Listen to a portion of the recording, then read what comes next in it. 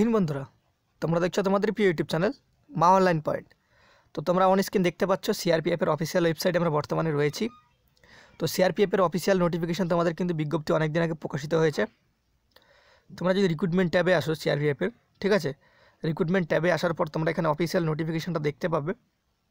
এখানে বলা রয়েছে তোমাদের নোটিফিকেশানটা তোমরা দেখতে পাচ্ছ অন স্ক্রিন, যে নোটিফিকেশানটা তোমাদের দেখাচ্ছি।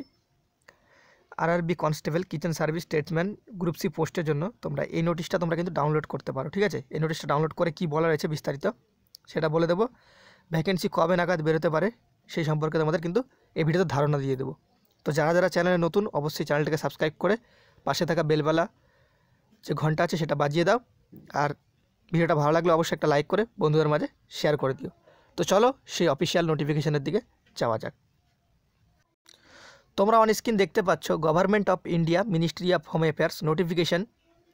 নিউ দিল্লিতে তোমাদের কিন্তু স্যাংশন হয়েছে ভ্যাকেন্সিটা। এখনও পর্যন্ত কোনো রকম ডেট কিন্তু তোমাদের দেওয়া হয়নি, কেননা এই ডেটটা যখনই প্রকাশিত হবে তখন কিন্তু তোমাদের কিন্তু অফিসিয়াল ওয়েবসাইটে যে তোমাদের অনলাইন অ্যাপ্লিকেশনের ডেট, সেই ডেটও কিন্তু তোমাদের কিন্তু প্রকাশিত হয়ে যাবে। তো তোমরা ভিডিওটা সম্পূর্ণ দেখো, তোমরা বুঝে যাবে তোমাদের অনলাইনে আবেদন কবে হতে পারে। এর মধ্যে কি কি রয়েছে তোমরা দেখতে পাচ্ছ। গ্রুপ সি পোস্ট রয়েছে দেখতে পাচ্ছ, ট্রেডসম্যান, ঠিক আছে, কনস্টেবল কুক রয়েছে, কনস্টেবল ওয়াটার ক্যারিয়ার রয়েছে, মেল এবং ফিমেল দুটো পদের জন্য রয়েছে, ঠিক আছে। এটা কিন্তু group C post central reserve police ফোর্সের আন্ডারে, সিআরপিএফের আন্ডারে, দ্য মিনিস্ট্রি অফ হোম অ্যাফেয়ার্সের আন্ডারে কিন্তু তোমাদের কিন্তু পড়ছে।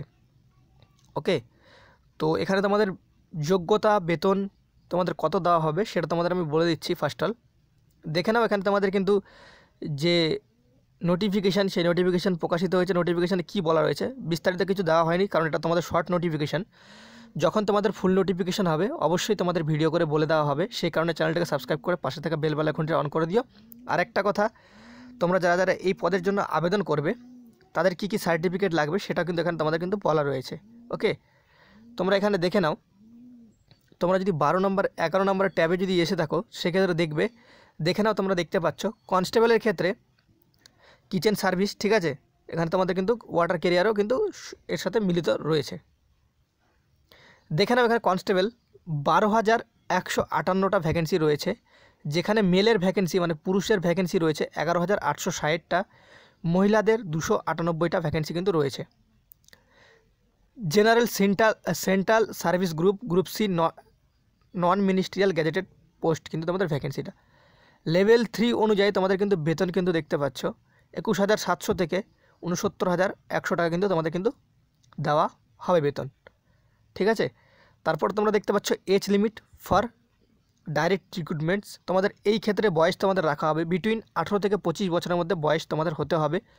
ওবিসিরা 3 বছরের ছাড় পাও, সেক্ষেত্রে 28 বছর। এসসিরা 5 বছরের ছাড় পেলে সেক্ষেত্রে তোমরা 30 বছর পর্যন্ত আবেদন করতে পারবে, এসসি এবং এসটি প্রার্থীরা। ওকে, আর একটা কথা তোমাদের মাথায় কিন্তু রাখতে হবে, যদি in case recruitment through of the staff selection commission, যদি এসএসসির আন্ডারে এই ভ্যাকেন্সিটা দেওয়া হয় সেক্ষেত্রে সিআরপিএফ যেভাবে নিয়োগ করছে সেই রুলসটা কিন্তু চেঞ্জ হতে পারে। দেখতে পাচ্ছ in case other recruitment the circular date for, তো তোমাদের কিন্তু receive of application from candidate. তো তোমাদের কিন্তু যে তোমাদের যে নোটিফিকেশান সেটা যদি এসএসসি বের করে সেখানে তোমরা একটু আলাদা কিছু দেখতে পারো। আরেকটা কথা মাথায় রাখবে, এসএসসির আমরা নোটিফিকেশানে দেখে থাকি যেই মাসে প্রকাশিত হবে সেই মাস থেকে তারা বয়সটা ধরে থাকে, ঠিক আছে। ধরো তোমাদের ডিসেম্বর মাসে প্রকাশিত হলো, তো সেই ক্ষেত্রে তারা বয়সটা এইভাবে ধরে 1/01, ঠিক আছে, 01/01। তো এই 01 দেখে নাও তোমরা, 01 তোমাদের 1 তারিখ 12 মাস, ধরো 2021 সালে প্রকাশিত হলো, সেক্ষেত্রে 2021 সাল, ঠিক আছে। এইভাবে তোমরা বয়সটা ধরে 18 থেকে 25 বছর, ঠিক আছে। আর সিআরপিএফ যদি বের করে 2021 থেকে তোমাদের জানুয়ারি থেকে ধরা হবে বয়সটা, এভাবে বের করে। তো এখন দেখার বিষয় হচ্ছে তোমাদের এই ভ্যাকেন্সিটা এসএসসি বের করতে পারে, সিআরপিএফও বের করতে পারে। এখানে তোমাদের এডুকেশন কোয়ালিফিকেশান অ্যান্ড এক্সপিরিয়েন্স কী লাগবে, শুধুমাত্র 10ম শ্রেণী পাস লাগবে। আর একটা কথা, তোমরা এই সার্টিফিকেটটা অবশ্যই বের করে রেখে দাও, যেহেতু তোমরা অনেক দিন আগে খবরটা পাচ্ছ। NSQF level 1 course in food production kitchen from NSDC or from the institute recognised by NSDC। তো তোমাদের যে কোনো একটা NSQF লেভেলের 1 কোর্স লাগবে ফুড প্রোডাকশনের উপর বা কিচেনের ক্ষেত্রে, বা NSDCর হলেও হবে, অথবা ফ্রম দ্য ইনস্টিটিউট রিকগনাইজড বা এনএসডিসির যে কোনো কোর্স কিন্তু তোমাদের যদি হয়ে থাকে ফুড লেভেলের উপর, সেটা কিন্তু তোমাদের কার্যকরী হবে। এখানে এটাই বলা হয়েছে, ঠিক আছে। এখানে তোমরা দেখতে পাচ্ছ ফিজিক্যাল স্ট্যান্ডার্ডের ক্ষেত্রে যদি তুমি পুরুষ ক্যান্ডিডেট হয়ে থাকো সেক্ষেত্রে তোমার 165 সেন্টিমিটার উচ্চতা লাগবে। তোমাদের বুকের ছাতি 75 থেকে 80 সেন্টিমিটার। মহিলাদের ক্ষেত্রে জেনারেল প্রার্থীদের ক্ষেত্রে 155 সেন্টিমিটার বুকের ছাতি কোনো রকম মাপা হয় না। এসটি প্রার্থীদের ক্ষেত্রে তোমরা দেখতে পাচ্ছ 160 সেন্টিমিটার, পুরুষদের ক্ষেত্রে বুকের ছাতি 75 থেকে 80, মহিলাদের ক্ষেত্রে 148 সেন্টিমিটার উচ্চতা, কোনো রকম বুকের ছাতি মাপা হয় না।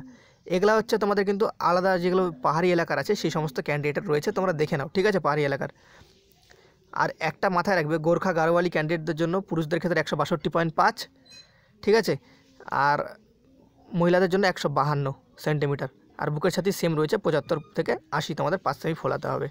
ওকে, তোমরা এখানে দেখে নিলে, এখানে তোমরা দেখে নাও, এখানে তোমাদের নোটিফিকেশান কিন্তু এখনও কিন্তু, আর তোমাদের ওয়েট, তোমাদের উচ্চতা অনুযায়ী তোমাদের কিন্তু ওয়েট কিন্তু মাপা হয়ে থাকবে। আর মেডিকেল স্ট্যান্ডার্ড তোমাদের 6/6, 6/9 চোখ কিন্তু হতে হবে, একটা চোখ। ফ্ল্যাট ফুট যেগুলো তোমাদের সাধারণত মেডিকেল হয় সমস্ত কিছু কিন্তু চেক হবে, knock knee, flat foot, varicose vein, চোখের বিভিন্ন টেস্টগুলো যেগুলো হয়ে থাকে সেগুলোই হবে। Must qualify the physical efficiency test আর physical standard test and written test. তোমাদের কী কী হবে নিয়োগ প্রক্রিয়া? Physical efficiency test first all, তারপর হবে ফিজিক্যাল স্ট্যান্ডার্ড টেস্ট, তারপর কিন্তু সর্বশেষ তোমাদের রিটেন টেস্ট এখানে রাখা হয়েছে যদি সিআরপিএফ নিয়োগটা করে থাকে। ওকে, আরেকটা কথা তোমরা মাথায় রাখবে, তোমাদের এখানে যে বলা রয়েছে যে তোমাদের এই নোটিফিকেশানটাতে যদি এসএসসি বের করে সেক্ষেত্রে কিন্তু তোমাদের কিন্তু চেঞ্জ হতে পারে।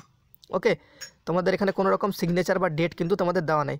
তো এই ভ্যাকেন্সিটা তোমরা অপেক্ষা করতে পারো এই যে এর পরের বছর, ঠিক আছে, 2022 সালে তোমাদের কিন্তু প্রথমের দিকে জানুয়ারি বা ফেব্রুয়ারি মাসে তোমাদের এই ভ্যাকেন্সিটা অফিসিয়াল ওয়েবসাইটে তোমাদের কিন্তু প্রকাশিত হতে পারে, ঠিক আছে, নাহলে এসএসসির মধ্যে এই ভ্যাকেন্সিটা কিন্তু দিয়ে দিতে পারে, ঠিক আছে, মাথায় রাখবে। ওকে, জানুয়ারি মাস বা ফেব্রুয়ারি মাস ধরে চলতে পারো যারা যারা এই ভ্যাকেন্সির জন্য প্রিপারেশন নিতে চাও। তোমাদের হাতে এখনও 3 মাস মতো টাইম রয়েছে। তোমরা চাইলে 10 পাসের সাথে যে সার্টিফিকেট লাগছে সেই সার্টিফিকেটটা অবশ্যই বের করে রাখো, নাহলে কিন্তু তুমি কিন্তু আবেদন করতে পারবে না এই পোস্টের জন্য। ওকে, আশা করি তোমাদের ভিডিওতে সম্পূর্ণ কিছু বোঝাতে পেরেছি।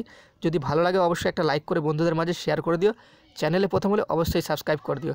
জয় হিন্দ, জয় ভারত।